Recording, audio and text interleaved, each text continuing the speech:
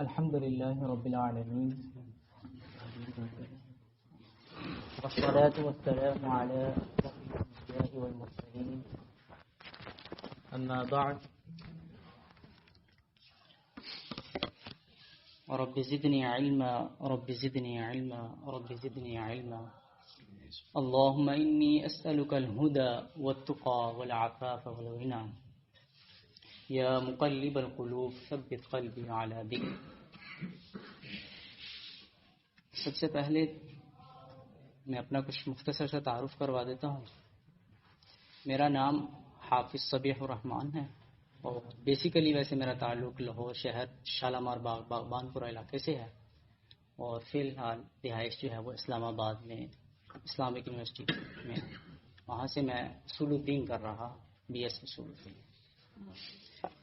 اور آج کا جو ہماری کلاس کا آغاز ہو رہا ہے اس میں بتا چکا ہوں میں کہ سورۃ الفاتحہ ہمارا مضمون ہے، اور سورۃ الفاتحہ کے بارے میں ہم جو ہے چند پہلے تمہیدی بنیادی آپ اسے کہہ سکتے ہیں سورۃ الفاتحہ کے بارے میں، اس کی جو اہمیت ہے، اس کی جو فضیلت ہے، اس کے بارے میں بات کریں گے، اور اس کے بعد انشاءاللہ مختصر سے وقت میں ہی سورۃ الفاتحہ کا لفظی ترجمہ اور اس کا مفہوم ہے تشریح مختصر سے کریں گے۔ تو سب سے پہلی بات تو یہ ہے سورۃ الفاتحہ کے بارے میں، یہ سب سے پہلی مکمل جو نازل شدہ سورت ہے وہ یہی ہے۔ اس سے پہلے صرف جو آیات نازل ہوتی تھیں جیسے سورۃ العلق میں مدثر، مزمل وغیرہ جو آیات آئی ہیں وہ پہلے آیات تھیں، لیکن جو مکمل سورت نازل ہوئی ہے وہ سورۃ الفاتحہ ہی ہے۔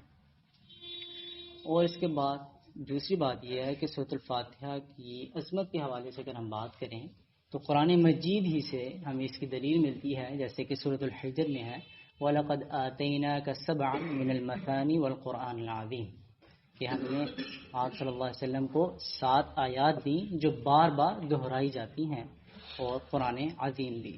تو یہ اس کی اہمیت کے حوالے سے یا اس کی فضیلت کے بارے میں کہ ہم نے وہ آیات سورۃ الفاتحہ کو جو بار بار دہرائی جاتی ہیں نماز میں، جیسا کہ ہم دیکھتے ہیں کہ پڑھی جاتی ہیں، اور اسی کو قرآن عظیم بھی کہا جاتا ہے، القرآن العظیم کا نام بھی احادیث میں آیا ہے۔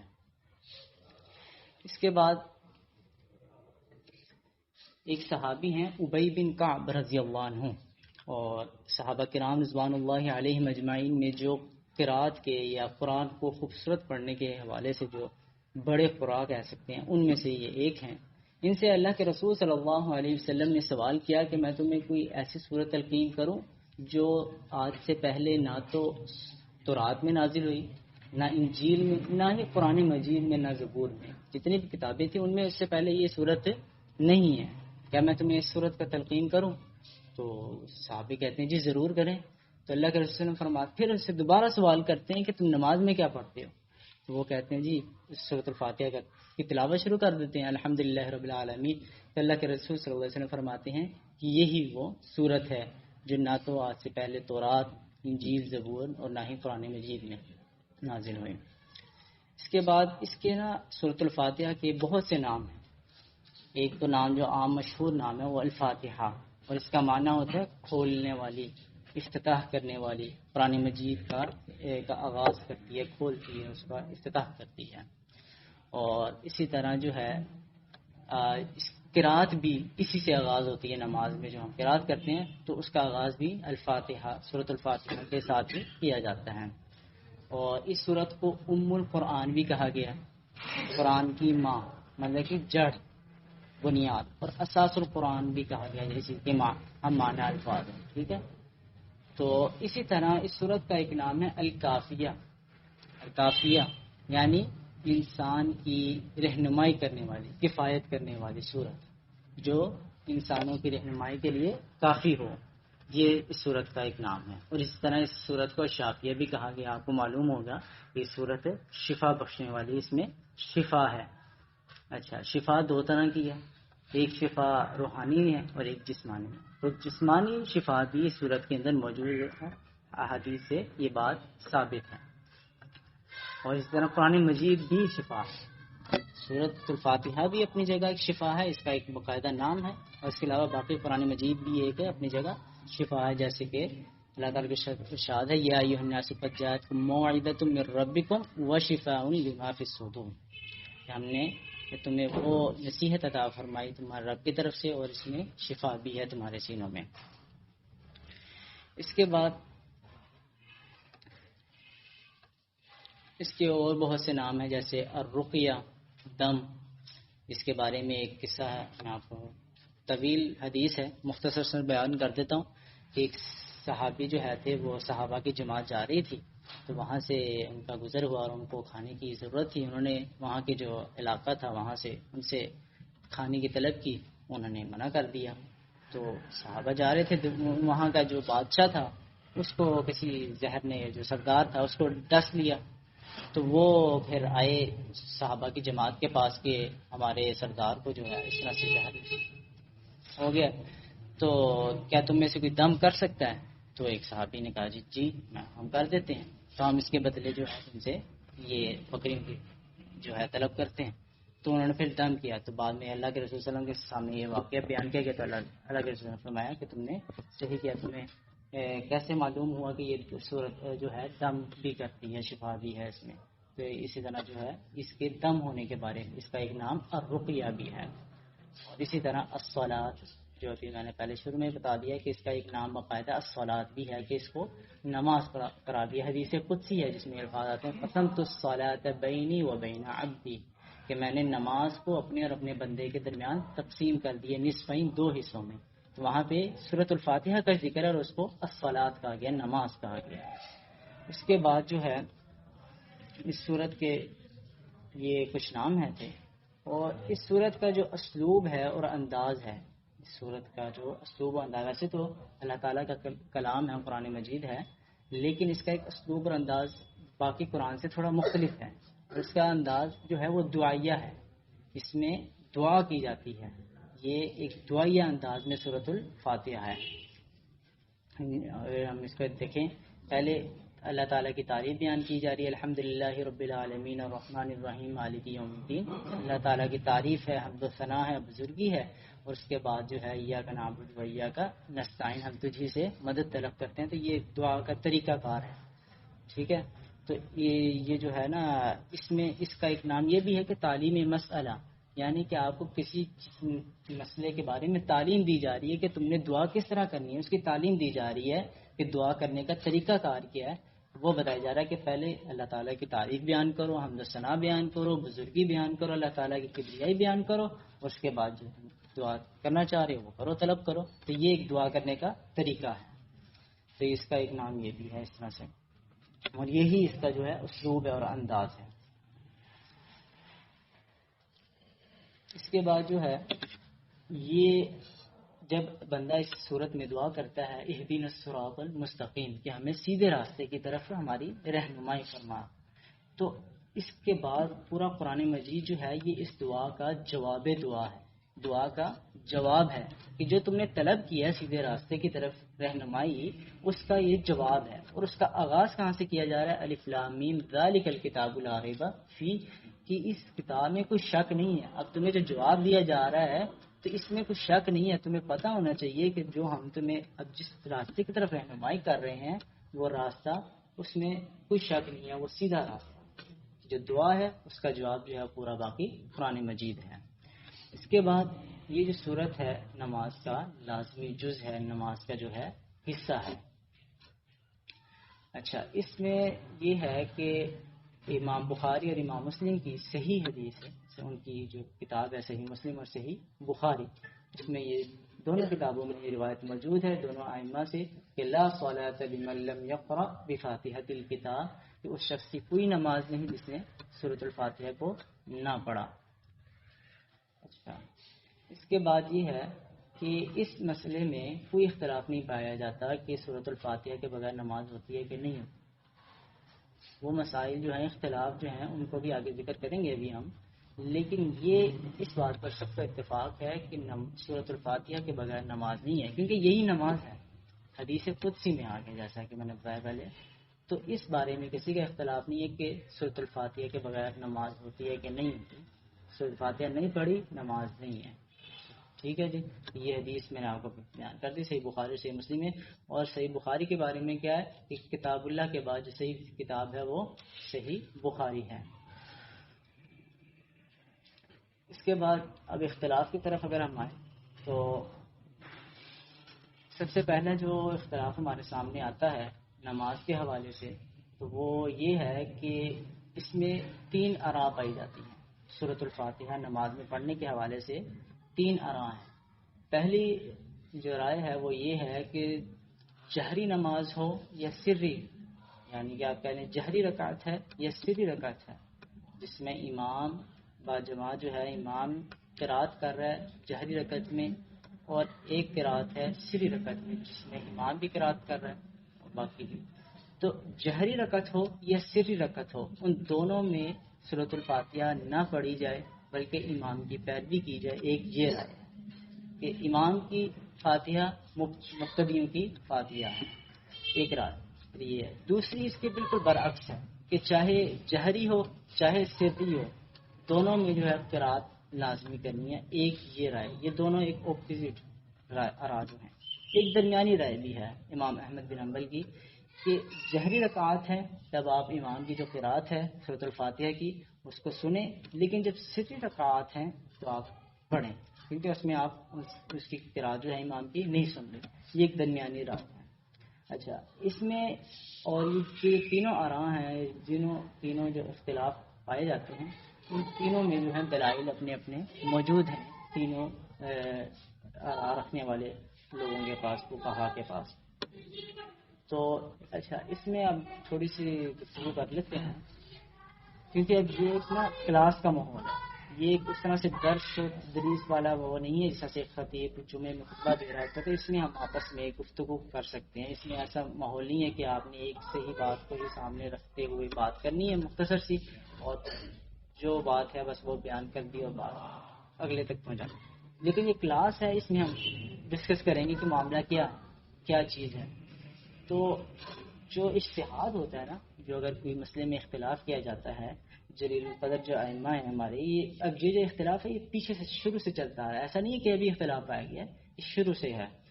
تو اس میں یہ ہے کہ جب اجتہاد کیا جاتا ہے تو وہ خلوص نیت کے ساتھ اجتہاد کیا جاتا ہے، نیت کے اخلاص کے ساتھ اجتہاد کیا جاتا ہے. ہم اب یہ تو نہیں کہہ سکتے کہ جی امام شافعی رحمہ اللہ نے یا امام ابو حنیفہ رحمہ اللہ نے یہ جو اجتہاد کیا ان کی نیت خالص نہیں تھی. ایسا نہیں ہے، ان کی نیت خالص تھی. انہوں نے دین میں خرابی پیدا کرنے کے لیے یا اس طرح کا معاملہ نہیں تھا. انہوں نے خلوص نیت کے ساتھ دلائل کے ساتھ جو ہے یہ اختلاف بیان کیا ہے. تو خلوص نیت کے ساتھ جب اجتہاد ہوتا ہے تو اس میں اہل سنت والجماعت کا جو عقیدہ ہے اس میں یہ ہے کہ اگر تو وہ جو اجتہاد ہے اور جو مسئلہ ہے وہ تو درست ہے تو پھر آپ کو اس پہ دوہرا اجر ملے گا. ٹھیک ہے، اگر تو اجتہاد درست ہے. اگر بالفرض وہ غلط ہو بھی جاتا ہے لیکن اس کے لیے شرط کیا ہے؟ خلوص نیت. جو اجتہاد کیا گیا ہے وہ خلوص نیت کے ساتھ اگر اجتہاد کیا گیا ہے تب وہ جو اجتہاد ہے اگر وہ غلط بھی ہو جاتا ہے تب اس پر ایک اجر ملے گا ہی. ٹھیک ہے، ایک تو بات یہ ہو گئی. دوسری بات یہ ہے کہ ان کے پاس جب اپنی اپنی آرام موجود ہیں پھر ہم نے دیکھنا یہ ہے کہ قرآن و حدیث کے قرآن کے قریب اور حدیث کے قریب کس کی، اب آپ کے پاس تینوں سامنے آ گئی چیزیں، تینوں کی آراء آپ کے سامنے. آپ نے دیکھنا ہے جی تینوں میں سے سب سے زیادہ قریب تر قرآن و حدیث کے کون سی ہیں. تینوں کے پاس دلائل موجود ہیں، تینوں کے دلائل آپ دیکھیں گے اور آپ نے دیکھنا ہے جی قرآن و حدیث کے قریب تر کون سی ہے آپ اس کے اختیار کر لیں. آپ نے دوسرے کو غلط نہیں کہنا. جب اس کے پاس دلیل موجود ہے دلیل بھی صحیح ہے پھر آپ کون ہوتے ہیں کہ آپ اس کو غلط کہیں. آپ نے دیکھنا ہے اپنے لیے، آپ نے عمل کرنا ہے. میں نے پہلے بتا دیا اگر اس پر عمل صحیح ہے دوہرا اجر، اگر غلط بھی ہو گیا ہے لیکن اس پہ گناہ نہیں ہے، اس پہ گناہ نہیں ہے، اجر ملے گا ہی. شرط کیا؟ نیت خالص. آپ نے دیکھنا یہ ہے کہ قرآن و حدیث کے قریب تک کون سا عمل ہے اس کو اختیار کر، بات ختم. اچھا دوسری بات یہ ہے کہ اختلاف جب ہوتا ہے نا تو اس میں اگر اصولی چیزوں پر اختلاف ہونا وہ الگ مسئلہ ہے. اب یہ سورۃ الفاتحہ کی قرات کے حوالے سے اگر یہ بات کریں تو یہ جو اختلاف ہے یہ ایک فرعی اختلاف ہے. اور فرع اختلاف کی اگر میں آپ کو مثال دوں تو آپ مثال اس کی اس طرح سے سمجھیں کہ ایک گلدستہ ہے اور اس میں ایک گلدستے میں صرف ایک جیسے پھول پڑے ہیں ایک ہی قسم کے، اور ایک گلدستہ ہے جس میں مختلف قسم کے پھول پڑے ہیں. اب دونوں میں سے کون سا خوبصورت ہے؟ کون سا خوبصورت ہوگا؟ ایک جس میں ایک ہی رنگ کے پڑے ہیں، ایک ہے جس میں مختلف رنگوں کے پڑے ہیں، مختلف قسموں کے. تو کون سا؟ اس میں مختلف. تو جب مختلف آراء پائی جاتی ہیں تو آپ کے پاس شبہات موجود ہے، اور وہ خوبصورتی کا باعث ہے، نہ کہ ایک آپ سمجھے کہ شدت پسندی کا. یہ ایسا نہیں ہے، بلکہ یہ خوبصورتی اور دین میں وسعت کی ایک مثال ہے، ایک چیز ہے. ٹھیک ہے. تو یہ ایک ہم نے اس کو نا دل کی وسعت کے ساتھ سمجھنا ہے اس چیز کو. اور اسی طرح اگر میں اپنی علم سے اگر آپ کے سامنے ایک مثال بیان کروں، ہو سکتا ہے ممکن ہے وہ 100% غلط ہو اور ممکن ہے کہ درست بھی ہو. ایسا نہیں ہے، کیونکہ انسان جو ہے وہ آدم علیہ السلام نے فرمایا کہ آدم جو ہے وہ خطاؤں کا پتلا ہے. تو اس کی میں مثال آپ کو ایسے دیتا ہوں کہ ایک وفد ہے، ایک جماعت ہے، اور اس کا ایک سردار، ایک سربراہ ہے. وہ سربراہ دوسرے علاقے میں جاتی ہے، دوسری قوم یا کسی دوسری طرف جاتا ہے، وہ جا کے وہاں کا جو سربراہ ہے اس سے بات کرتا ہے. تو اس سے پہلے وہ جو سربراہ ہے اس جو بات بیان کرے گا، کیا وہ بات اس بات پر اس کے جو پیچھے لوگ ہیں وہ اتفاق کرتے ہوں گے کہ نہیں؟ اگر کرتے ہیں تبھی تو وہ آئے ہیں نا اس کے پاس، اس کے ساتھ آئیں. اچھا، اگر ان کو وہ علم ہی نہ ہو کہ وہ بات کیا بیان کر رہا ہے آگے، تو وہ کیسے اس کے ساتھ اتفاق کر سکتے ہیں؟ نہیں کر سکتے. یا پھر آپ یہ کہہ لیں کہ وہ سربراہ جو ہے وہ گیا دوسرے سربراہ کے پاس، اس کے ساتھ وفد ہے، پورا ایک قوم ہے، اور جا کے وہ کہتا ہے جی کہ اپنی بات بیان کرتا ہے. اور اگر وہ بات جو ہے وہ ان کی زبان کی نہ ہو تو وہ کیسے اس بات کو سمجھیں گے؟ تو اس پہ اگر آپ دیکھیں تو کم از کم ان کو اتنا کرنا چاہیے کہ اس بات کو ہاں نہ اس طرح کے کہ بھئی یہ ہماری جو بات کی جا رہی ہے یہ بندہ ہماری طرف سے بات درست کر رہے ہیں، ہم اس کو دہراتے ہیں، ہم اس کی بات پہ ہاں کرتے ہیں. تو میں یہ سمجھتا ہوں کہ ہمیں کم از کم جو ہے امام کے ساتھ نا دلائل میں سے اگر عقلی طور پر ہم یہ حدیث احادیث قرآن و حدیث کی بات ہوگی، میں نے پہلے بیان کر چکا ہوں، میں عقلی طور پہ یہ بات کرنا چاہ رہا ہوں کہ اگر ہم عقلی طور پہ بھی دیکھیں تو ہمیں ایمان کے ساتھ جو ہے قرات جو ہے سورۃ الفاتحہ کو پڑھنا چاہیے. کیونکہ اگر ہمیں جب ایک سورۃ الفاتحہ کا ترجمہ نہیں آتا، لفظی ترجمہ نہیں آتا، اس کے مفاہیم نہیں آتے، اس کے جو معانی ہیں وہ نہیں آتے، تو پھر ہمیں کم از کم اس کی بات کو دہراتے ہوئے کہنا چاہیے کہ ہم بھی یہی کہہ رہے ہیں. کیونکہ امام جو ہے اس نے تو اس تعلیم کو ایک پڑھا ہوتا ہے، اس کو پتہ ہوتا ہے. تو یہ ایک میں کہنا چاہ رہا ہوں، مثال دینا چاہ رہا ہوں کہ ہمیں کم از کم عقلی طور پہ بھی اس چیز کو سمجھ میں آتی ہے بات کہ امام کے ساتھ جو ہے اپنی جو ہے سورۃ الفاتحہ کو دہرانا چاہیے. ٹھیک ہے. تو یہ ایک عقلی طور پہ میں نے مثال آپ کے سامنے بیان کی. اس کے بعد سورۃ الفاتحہ کی آیات کے حوالے سے بات کریں تو اس کی آیات کے بارے میں کوئی اختلاف نہیں ہے. ایک اختلاف پایا جاتا ہے بسم اللہ کے بارے میں، سورۃ الفاتحہ کی آیت ہے کہ نہیں، لیکن اس کی آیات کتنی ہیں اس کے بارے میں کوئی اختلاف نہیں ہے. کیونکہ قرآن میں ہی آگے والا آتیناک سبعا من المثانی کے 7 آیتیں ہم نے آپ کو عطا کی. جب آگے کے ساتھ تو پھر اس کی آیات میں کوئی اختلاف باقی نہیں رہا کہ یہ کتنی آیات ہیں. اب بات رہی کہ بسم اللہ الرحمن الرحیم اس صورت کی آیت ہے یا نہیں ہے، تو اس میں جو ہے دونوں آرام پائی جاتی ہیں. کچھ کہتے ہیں جی یہ سورۃ الفاتحہ کا ہی حصہ ہے، کچھ کہتے ہیں جی نہیں یہ افتتاحی باقی صورتوں میں جس طرح سے بسم اللہ لکھی ہے اس میں بھی یہ افتتاحی آیت ہے.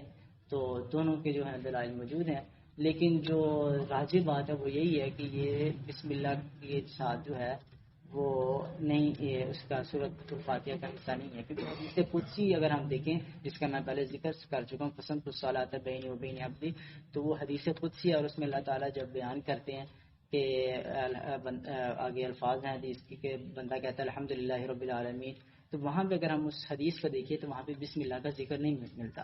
حدیث قدسی ہے، وہاں پہ اللہ تعالیٰ ڈائریکٹ جو بات شروع کرتے ہیں وہ الحمدللہ رب العالمین سے شروع کرتے ہیں کہ میرے بندے نے میری حمد بیان کی، میرے بندے نے میری بزرگی بیان کی، اور سارے اسی طرح سے آگے آیات.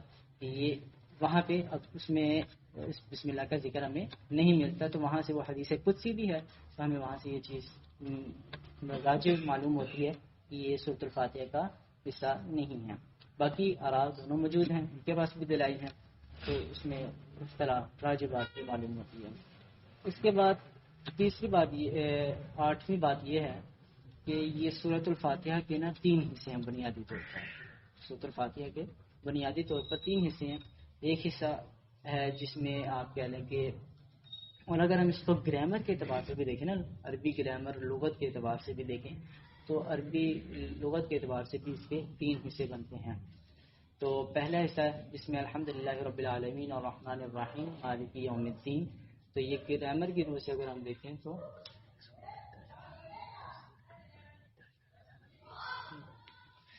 تو یہ ایک ہی جملہ ہے، اور اسی طرح نحوی اعتبار سے بھی دیکھیں تو یہ جملہ اسمیہ خبریہ بنتا ہے.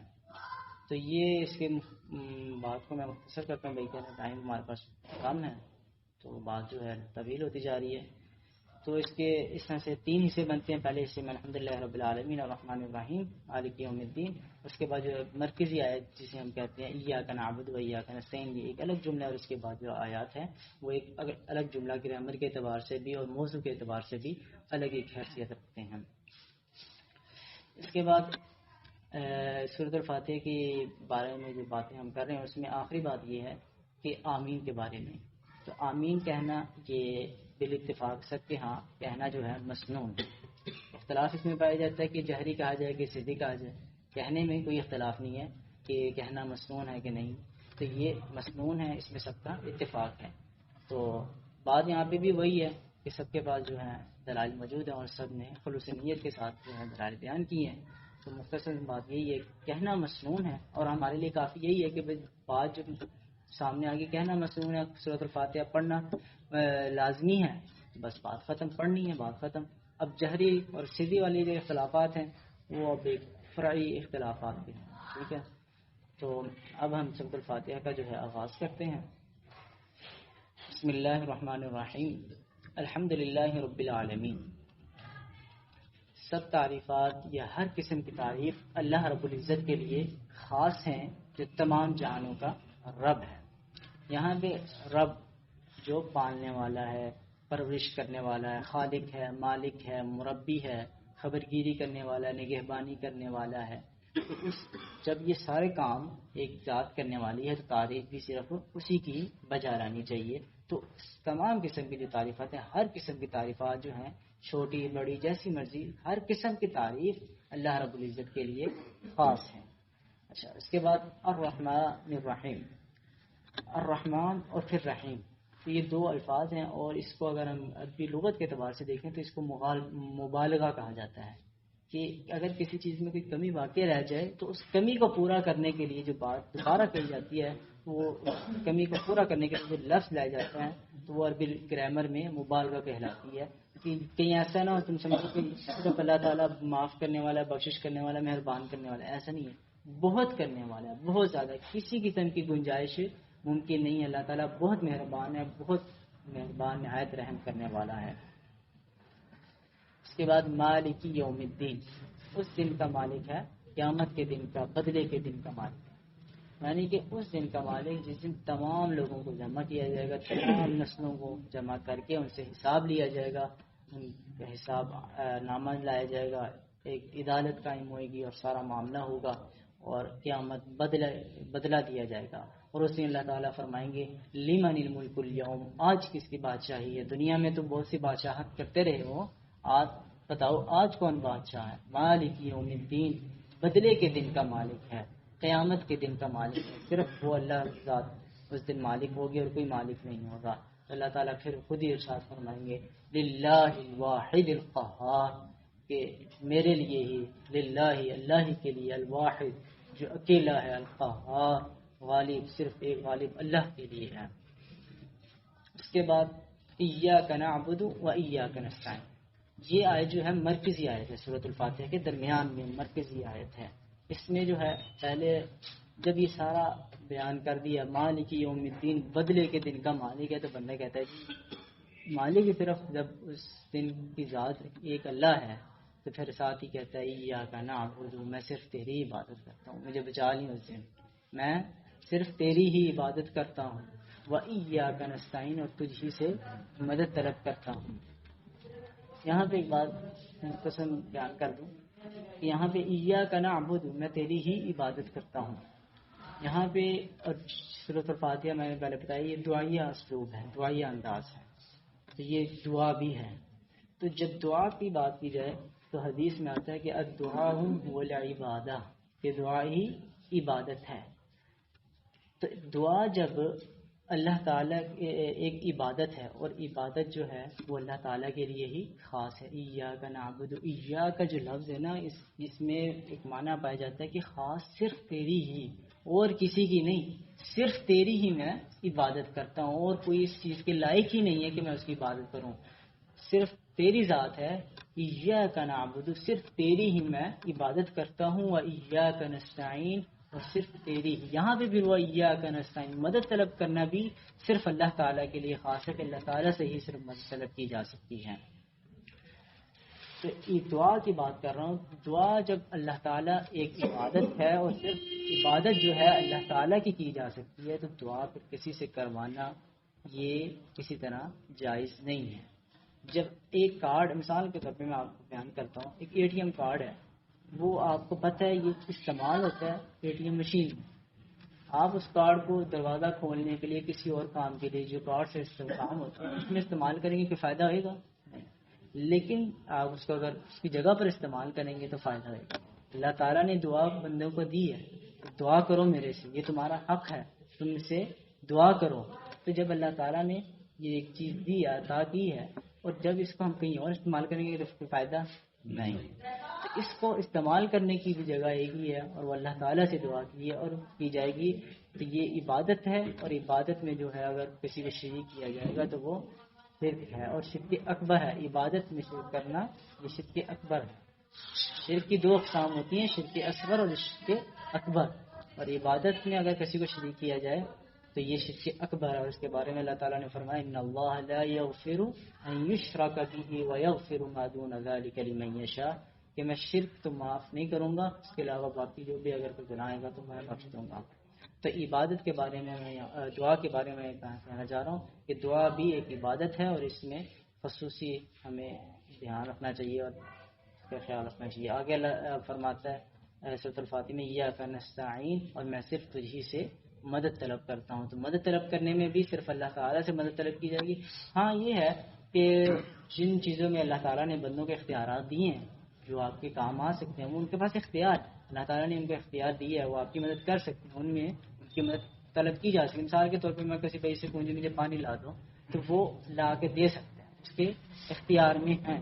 لیکن اگر میں اسے کہوں مجھے کوئی ایسی چیز لا کے جو اس کے اختیار میں نہیں ہے تو یہ تو کوئی قابل عقل والی بات میں عقل میں بھی نہیں آتی بات. تو اختیارات میں الگ بات ہے، لیکن جو حق ہے وہ اللہ تعالیٰ کا ہی ہے کہ اللہ تعالیٰ ہی سے تو مدد بھی طلب کی جائے. اس کے بعد اہدنا الصراط المستقیم، ہمیں سیدھے راستے کی طرف جو ہے رہنمائی فرما، ہمارے سیدھے راستے کی طرف رہنمائی فرما. تو آگے اس کی وضاحت آ رہی ہے کہ صراط الذین انعمت علیہم، سیدھے راستے کی آگے وضاحت آ گئی کہ ان لوگوں کا راستہ جن پر تو نے اپنا انعام کیا. اور اچھا انعام کی بات کریں تو انعام میں بھی یہاں پہ سورۃ الفاتحہ میں جو انعام کا ذکر ہو رہا ہے وہ ایسا نہیں ہے کہ دنیاوی طور پہ ہمیں جو انعامات نظر آ رہے ہیں، لوگوں کے پاس مال و دولت ہے، ان کے پاس ایک آرام دہ رہائش ہے یا کچھ چیزیں ہیں، دنیاوی جو معاملات ہیں وہ ہیں. یہاں پہ ان چیز کا ذکر نہیں ہے کہ تم نے جن پر انعام کیا ان لوگوں کا راستہ دکھا. یہاں پہ ذکر ہے ان لوگوں کا جن کو نتیجے کے اعتبار سے اللہ تعالیٰ کی خوشنودی حاصل ہوئی ہے، اللہ تعالیٰ کی رضامندی حاصل ہوئی ہے، نتیجے کے اعتبار سے جنت عطا ہوئی ہے. تو یہ اصل انعام جو تو نے ان پر کیا وہ ہمیں ان لوگوں کا راستہ ہمیں دکھا. یہ نہیں ہے کہ عارضی طور پر جو اس طرح سے تو قارون، فرعون، نمرود کو بھی یہ جو سے انعامات آپ نہیں کہتے ہیں اگر دنیاوی طور پہ تو یہ تو ان کو بھی ملے تھے. یہاں پہ وہ مراد نہیں ہے، یہاں پہ مراد حقیقی انعام مراد ہے جنت، فردوس، اور اسی طرح اللہ تعالیٰ کی رضا، خوشنودی. اور آگے اللہ فرماتے ہیں غیر المغضوب علیہم ولا الضالین، اور پھر اسی راستے کی پھر اور آگے وضاحت کر دی کہ نہ ہی ان لوگوں کا راستہ جن پر تیرا غضب نازل ہوا، اور نہ ہی ان لوگوں کا راستہ جو گمراہ ہوئے. تو یہ مختصر سورۃ الفاتحہ کے بارے میں کچھ وضاحت تھی، اور اس کے بارے میں کچھ مسائل تھے. اگر کسی کا کوئی سوال ہے سورۃ الفاتحہ کے حوالے سے